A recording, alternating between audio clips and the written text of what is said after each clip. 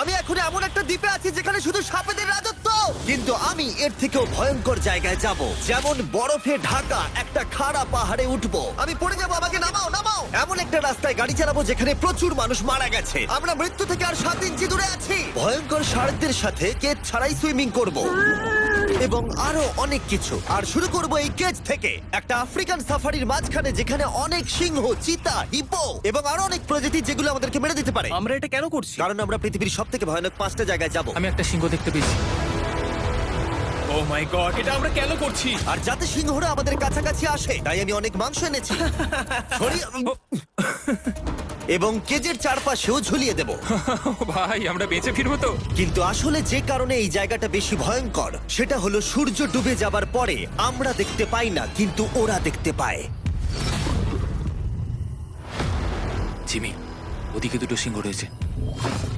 এই শব্দটা তো কণ্ঠারের মতো লাগছে। না, এটা বিশাল ভাই। সবকিছু রাতে বেরোয় কেন? ভাই, আমাদের সিংহটা পুরো ঘিরে ধরেছে। আমাদের থেকে মাত্র 20 ফুট দূরে রয়েছে ওরা। সিংহগুলো আমাদের চারপাশে ঘুরেই যাচ্ছিল। আমরা হয়তো এই ভিডিওটা করতে গিয়ে মারাই যাবো। আর এটা তো সবে শুরু, কারণ এই ভিডিওতে পরের জায়গাগুলো আগের জায়গার থেকে আরো অনেক বেশি ভয়ানক হতে চলেছে। শেষে থাকবে এমন একটা দ্বীপ যেটা সম্পূর্ণ বিষাক্ত সাপে ভরা। আর এবার আমরা আইস ক্লাইম্ব করব একটা বিশাল ভয়ানক ঠান্ডায় জমে যাওয়া জলপ্রপাত। এখান থেকে ফিরে আসার কোনো উপায় নেই। এই দুটোর মধ্যে যে কোনো একটা পথ দিয়ে এই বিশাল খাড়া পাহাড়ে উঠতে হবে এই ব্লেডেড বুটস আর এই আইস পিক্সের সাহায্যে। আমার জীবনে করা এটা সবথেকে ভয়ানক জিনিস। আমার জন্য প্রার্থনা করো। জিমি, তুমি চাও আমরা এই পাহাড়টায় চড়ে ওপরে উঠি? হ্যাঁ, এটা অসম্ভব। সত্যি কথা বলতে আমার মনেই হচ্ছিল না এটা আমরা করতে পারবো। তারপর নোলানের সাথে যা হলো তাতে আমরা আরো বেশি ভয় পেয়ে গেলাম। আমি পারবো না বন্ধুরা, একটু দাঁড়াও। আমি বেরিয়ে যাচ্ছি, আমি পারবো তুমি না। হাল ছাড়তে পারো না। না, আমি পারবো না। আমার বিশ্বাসই হচ্ছে না নোলান এটা করবে। সত্যি ভাবিনি। নোলান কুইট করলো। আমরা কিন্তু প্রায় ওপরের দিকে রয়েছি। তোমরা এখন হাফ অব্দি এসেছো। ও জিমি, নিচের দিকে দেখো না। ও মাই গড। যত উঠছি তত খাড়া হচ্ছে। আমার পা, আমি গ্রিপ পাচ্ছি না। ও ও ও ও। আরে তুমি পড়ে যাচ্ছিলে? ও মাই গড, আমি টপটা দেখতে পাচ্ছি জিমি। এটা আমার করা সবথেকে ভয়ানক জিনিস। আহ! এটা আমি পারবোই। আমাকে ওপরে উঠতেই হবে। দেখাও এটা কতটা খাড়া। প্রায় এসেই গেছি, হাল ছাড়লে হবে না। আর 10% বাকি। আমি এখন কাঁদতেও পারছি না, যদিও এসব করা আমার একেবারেই উচিত নয়। তুমি প্রায় এসেই গেছো জিমি। তবু আমি কোনো মতে এই জলপ্রপাতের উপরে উঠতে পারলাম। আমরা পেরেছি ভাই। আমরা পেরেছি। আহ, কিন্তু আমার মনে হয় নোলান একদম ঠিক করেছে। কিন্তু এবার আমরা দেখবো নোলান লিস্টের 3rd প্লেসে গিয়ে কি করে, যেটা অবস্থিত বলিভিয়ায়। সেখানকার ডেথ রোডে আমরা ড্রাইভ করব।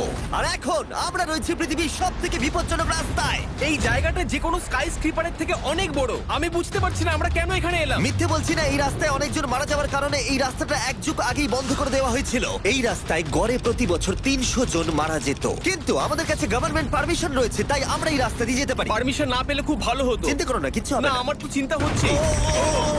এবার বুঝতে পারছি কেন ডেথ রোড বলে। কিন্তু তুমি এমন চালাচ্ছ জানো এটা খুব সাধারণ রোড। ও। দেখো তোমার জীবন আমার হাতে রয়েছে, তাই তুমি এরকম না, তোমার জীবন আমার হাতে রয়েছে। দেখো স্টিয়ারিং দিয়ে মনে হচ্ছে কেঁপে উঠলো। ট্রেন থেকে হাত সরিও না। আমরা এখন মৃত্যু থেকে মাত্র 7 ইঞ্চি দূরে আছি। আমরা খাদের খুব কাছে রয়েছি। সাবধানে সাবধানে সাবধানে। বলছো, এটা কি ও মাই flash করছে? গড, আমার লাইফ ফ্ল্যাশ করছে, ফ্ল্যাশ করেই যাচ্ছে আচ্ছা, বারবার। আর যদি তোমরা ভাবো এটাই সব থেকে বিপজ্জনক, তাহলে বলে রাখি আমাদের রাস্তায় আরো 3টে বিপজ্জনক স্পট বাকি আছে। রাস্তা আস্তে আস্তে আরো সরু হয়ে যাচ্ছে।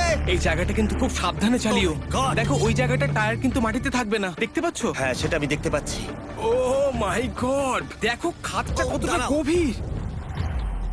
নোলান, তুমি কি একটু গাইড করতে পারবে? অবশ্যই, গাড়ি থেকে নামতে পারলে খুবই খুশি হব। ও দেখো পড়ে যেও না ভাই। এটা কি? একবার দেখো খাতটা কতটা গভীর। সত্যি অনেক গভীর। এখান থেকে একটা ওয়াটার হ্যাঁ, এখান থেকে আমাকে বার করো। ঠিক আছে। এটা তো পাগলামো ভাই। আমাদের গাড়িটা খাদের একেবারে কিনারায়। গাড়ির চাকা এই গভীর খাদের একদম পাশ দিয়ে যাচ্ছে। এটা পাগলামো। সাবধানে, এই জায়গাটা ঢালও রয়েছে আর খুব স্লিপও আছে। এগিয়ে এসো। নোলান, তুমি একেবারেই ডিরেকশন দিতে পারো না। আসলে আমি এখন চেষ্টা করছি গাড়ি থেকে বাইরে থাকার। অত ভালো ডিরেকশন আমি দিতে পারি না। তুমি ভিতরে ঢুকে পারো, কিচ্ছু পারছো না তুমি। ঠিক আছে। তাড়াতাড়ি বসো, এবার আমি স্পিড তুলবো। নোলান, তুমি কি জানো এই রাইডে কি করলে বেশি মজা হবে? কি? আমাদের brand new festival creamy peanut butter cup খেলে। ও, আমি ভাবলাম তুমি বলবে গাড়ি আসতে চালালে। না, ও মাই ফগ গড। অনেকটাই বেড়ে যাচ্ছে, সামনে ঠিকঠাক দেখা যাচ্ছে না। রাস্তার বেশ কিছু অংশ একেবারেই সাধারণ, কিন্তু বলিভিয়াতে ওয়েদার খুব তাড়াতাড়ি চেঞ্জ হবার কারণে হঠাৎ প্রচুর কুয়াশা মৃত্যুদূত হিসেবে সামনে চলে আসে। আরে দাঁড়াও দাঁড়াও দাঁড়াও দাঁড়াও দাঁড়াও দাঁড়াও, আমরা ধারে চলে এসেছি।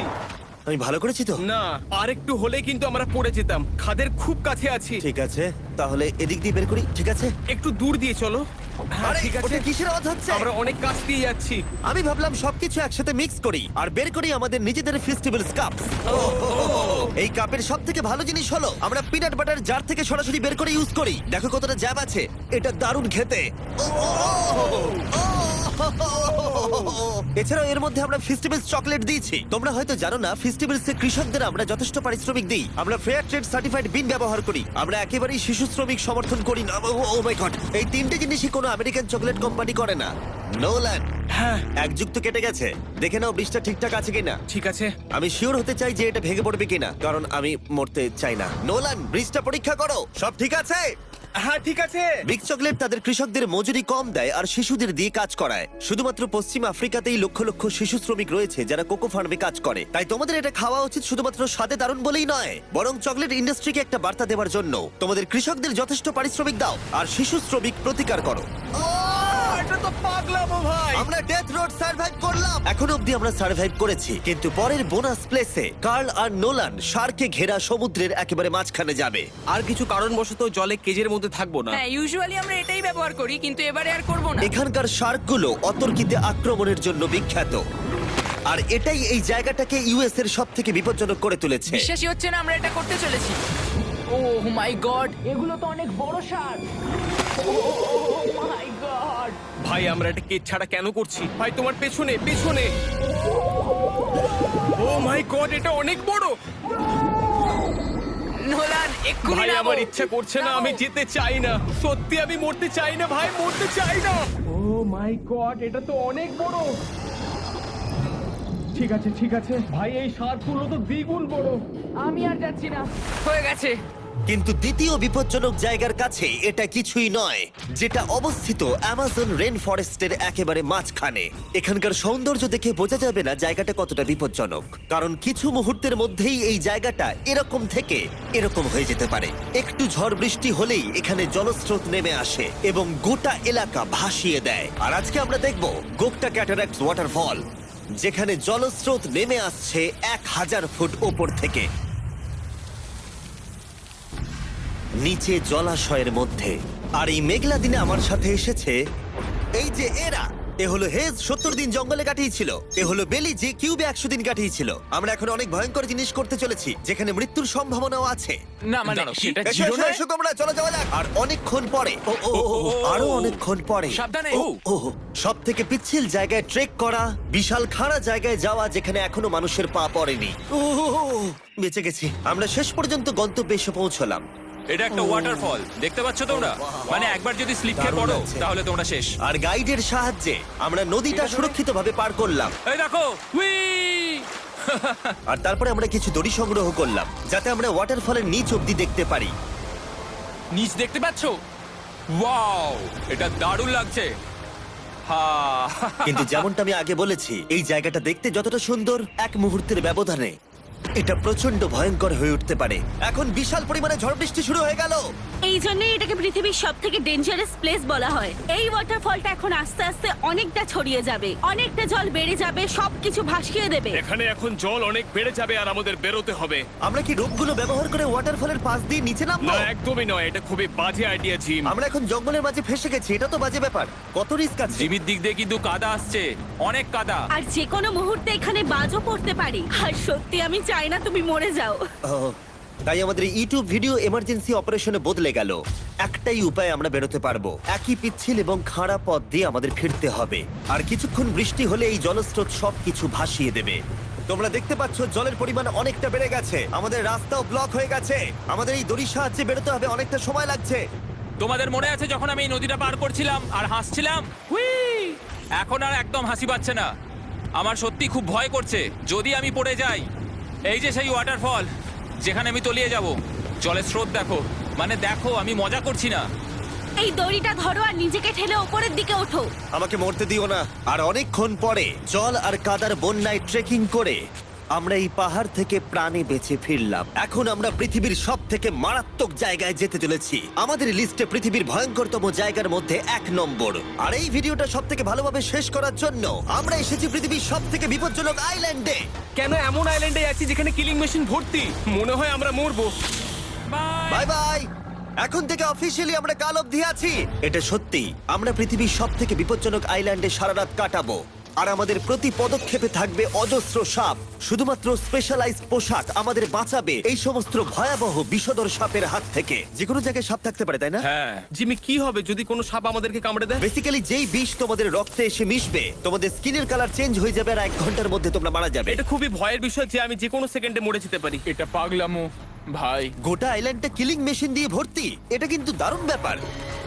ওপর থেকে কিন্তু দারুণ লাগছে জায়গাটা। তুমি এখান থেকে পড়ে গেলে কিন্তু মরে যাবে। হ্যাঁ, সেটা আমি সবাই জানি। খুব সতর্ক থেকো। তোমরা হয়তো ভাববে স্নেক আইল্যান্ড নাম বলে এখানে হাজার হাজার সাপ ওপেন ঘুরে বেড়াবে, কিন্তু মাটিতে বসবাসকারী প্রাণীদের সাপগুলো মারার পরে ওরা এখন গাছের পাখিদের শিকার করে, কারণ এখন ওরাই একমাত্র জীবিত শিকার। এখন আমরা অফিসিয়ালি জঙ্গলে প্রবেশ করছি। যে কোনো মুহূর্তে সাপ গাছ থেকে লাফ দিয়ে আমাদেরকে কামড়াতে পারে। এতক্ষণ পায়ের চিন্তা করছিলাম, এখন তো গাছ থেকে সাপ পড়ারও আশঙ্কা রয়েছে। এটা পাগলামো ভাই।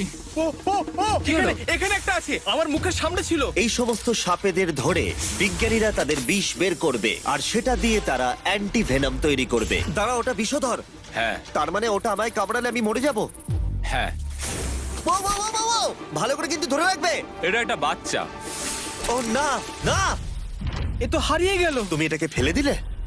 না, পালিয়ে গেল। এটা পালিয়ে গেল। কিন্তু তুমি, মানুষটা সাপটাকে এমন ভাবে ফেললো যেন আমি আমার ফোন ফেলেছি। যত আমরা জঙ্গলের গভীরে ঢুকছি, ঝোপঝাড়গুলো খুব ঘন, আমি আমার সামনে 2 ফুটও দেখতে পারছি না। যে কোনো জায়গায় সাপ থাকতে পারে। আরো বেশি সাপ দেখতে পাচ্ছি। এখানে একটা ও, ও, ও।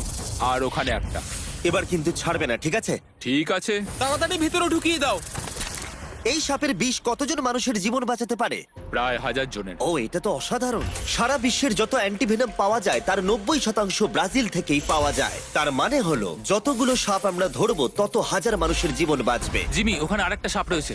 ও মাই গড, এটা তো বিশাল। আমরা অনেক খুঁজে পাচ্ছি, ওরা বাইরের দিকে তাই আসছে। দিনের বাকিটা সময় আমরা এই বিষাক্ত সাপগুলোকে ধরতে সাহায্য করলাম। এমনকি আমরা বিজ্ঞানীদের রিসার্চেও সাহায্য করলাম। দেখো, এই সাপটা মাটি থেকে 15 ফুট উপরে রয়েছে, আর সায়েন্টিস্টরা আমাদের গাছটাকে নাড়াতে বললো যাতে এটা নিচে পড়ে যায়। এই গাছগুলোর নিচে আমি কখনোই ক্যাম্পিং করব না। ও তো একটুও নড়ছে না। অনেকগুলো জীবন বাঁচাতে হলে আমাদের অ্যান্টিভেনম দরকার। অন্ধকার ঘন হয়ে এলে আমরা সার্ভাইভ করার দিকে মন দিলাম। এবার ক্যাম্পিং এর সময়। ক্যাম্প সেটআপ হয়ে গেল, যদিও আমি সত্যিই জানি না এই ক্যাম্পগুলো স্নেক প্রুফ কিনা। আমরা এখন ঘুমোবো সাপেদের মাঝে। একটু ভয় লাগছে। এখন আমরা ঘুমোবো আর আশা করব আমাদের টেন্টে কোনো সাপ ঢুকে পড়বে না। খুবই ভয় লাগছে। আমি বাড়িতে গিয়ে শান্তিতে ঘুমোতে চাই। তাই আমাদের মনে একটাই চিন্তা ঘুরপাক খাচ্ছিল, যত তাড়াতাড়ি সম্ভব এখান থেকে বেরোতে হবে। আমি শুধু বাড়ি যেতে চাই। একটা বিশাল আইস মাউন্টেনে ওঠা থেকে শুরু করে এমন রাস্তায় ড্রাইভ করা যেখান থেকে 1000 ফুট নিচে পড়ে যাওয়ার সম্ভাবনা আছে, শার্কে ঘেরা সমুদ্রের মাঝে সাঁতার কাটা কোনো কেদ ছাড়াই, এবং সবার শেষে আমরা স্নেক আইল্যান্ড সার্ভাইভ করেছি এবং কেউ মরেনি। দেখার জন্য ধন্যবাদ। তোমরা আমার brand new festival creamy peanut butter cup খেও। এই রিটেলার গুলোতে পাওয়া যাচ্ছে। আমি চকলেট ইন্ডাস্ট্রিকে একটা বার্তা দিতে চাই, চকলেটের উৎপাদনকে সুরক্ষিত করো। ব্যাকের কিউআর কোড স্ক্যান করে শিখে নাও কিভাবে বিস্ট গেমস এর সিজন 2 এর বাকি 50টা স্পটে নিজের জায়গা করবে।